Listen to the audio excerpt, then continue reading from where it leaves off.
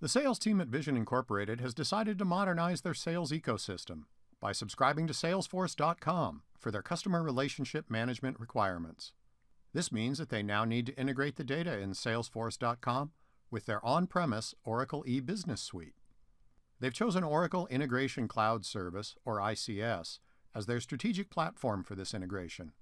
This demo illustrates how an opportunity can be converted into an order with just a few clicks using ICS as the integration platform.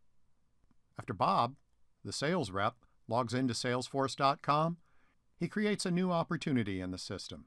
He enters information for the opportunity and adds the associated products to complete the opportunity configuration. Next, Bob creates a quote for the opportunity.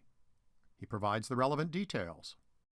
After he saves the changes, Bob can synchronize the quote and the opportunity to enable bidirectional sync of quote line items and opportunity products.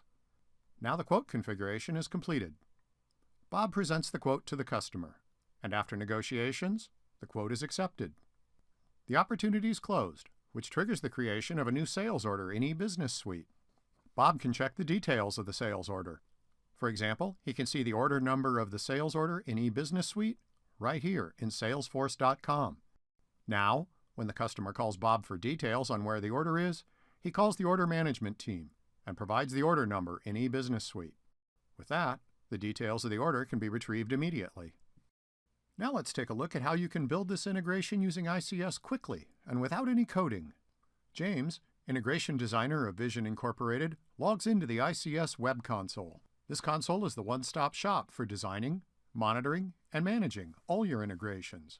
From the landing page, James can perform one of the following tasks: creating connections to various SaaS and on-premise applications, building integrations between connections, or monitoring transactions through the dashboard. James starts with the connections. Oracle Integration Cloud Service provides pre-built connections. These include connections to SaaS, on-premise, and social applications, and more. Here, James builds a new connection from scratch to first configure the connection to the E-Business Suite using Integrated SOA Gateway Web Service. He specifies a name and a version number for the connection, configures the WSDL file in the Connection Properties field, and tests the connection to make sure it works fine. James then creates the connection for Salesforce.com and configures credentials using the provided Salesforce.com account information. James then moves on to the integration. The landing page shows all the integrations that James and his team have created. Oracle Integration Cloud Service provides pre-built integrations to integrate between various SaaS and on-premise applications. Here, James creates a new integration from scratch.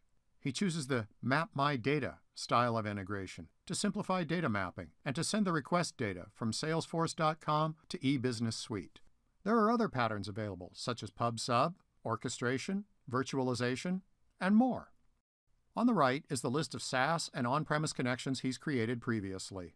Since the opportunity information is sent from Salesforce to E-Business Suite, James drags and drops the Salesforce connection to the source section. He names this endpoint and picks up the outbound messaging interface and the related business object, in this case, opportunity. Next, James configures the target of the integration, E-Business Suite.